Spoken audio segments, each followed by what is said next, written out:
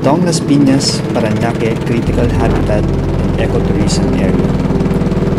Ito ay binubuo ng dalawang isla, ang Long Island at ang Freedom Island. Matatagpuan ito sa gilid ng Coastal Road papuntang Cavite at bahagi ito ng Manila Bay.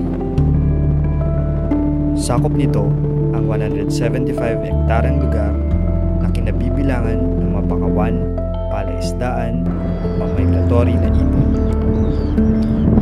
Sa baybaying ito, madami ang umaasa upang mabuhay. This is an area kung saan yung migratory birds pumunta during winter season. Yun nga, we have recorded 82 species. Most of them are migratory species. And kung mawala naman ito, saan pupunta ang mga species na yan, ang mga ibon na yan during winter? They need areas where they could feed, they could rest during the winter season.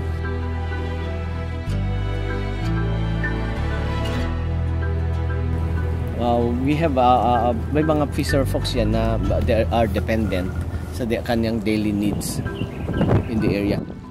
Nag-iisda kami. Yan ang isda, nangangawa kami ng alimango, at saka alimasag, mga shell na naghalaan, ganun. Dito namin kinukuha yan sa paligid ng island na to. So, tinanong ko yung sila, yung iba kinakain nila, yung iba binebenta nila para pambili ng bigas. And that is, they do it daily. Gayunpaman, mabibigat ang mga problemang hinaharap ng lugar na ito. Una na dyan, ang kapansin-pansing problema sa basura. May malaki ring epekto. Unang-una, pag marumi yung dagat, yung isda, hindi na basta-basta na tabi dito sa saka nagkakaroon ng sama ng tubig, parang tawagin namin alig. Pag lalo na pag malakas na ulan, baha, nagkakaroon ng malabong tubig, pulang-pula. Kaya yung isda natakbo sa malalim. Hindi alimasa, gano'n.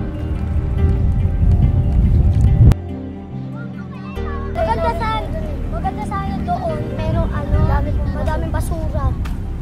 Daming putik, ang daming mga bato, nasasaktan kami.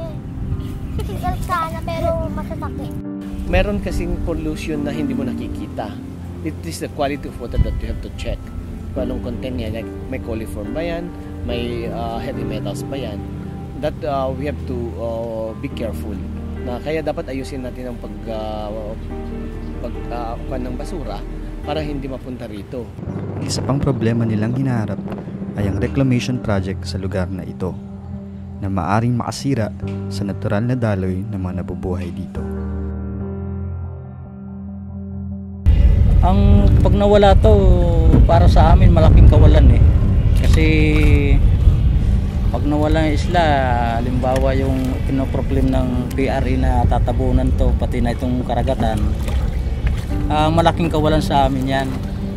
Hindi na kami kakapangisda rito, at saka yung mga halaan, alimasag, mawawala na rin dito sa tabi. Hindi na kami makakapanguhan yan, kaya malaking kawalan sa amin.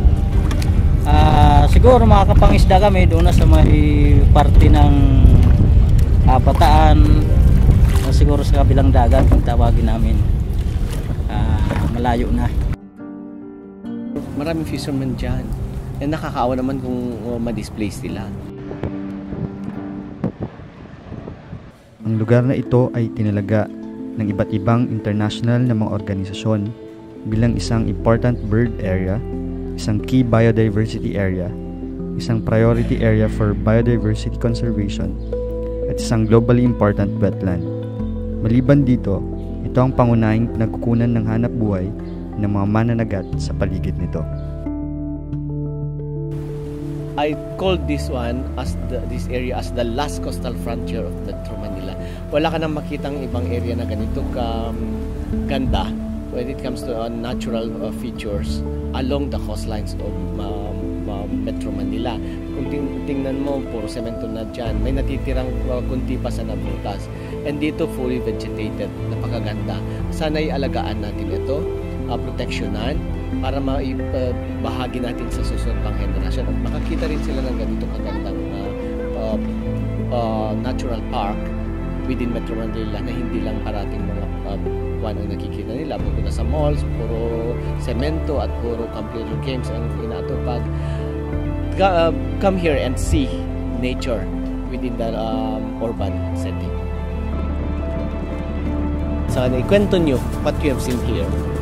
And through yung pasalin-salin ng kwento, malalaman nila na something like this exists na dapat protektahan.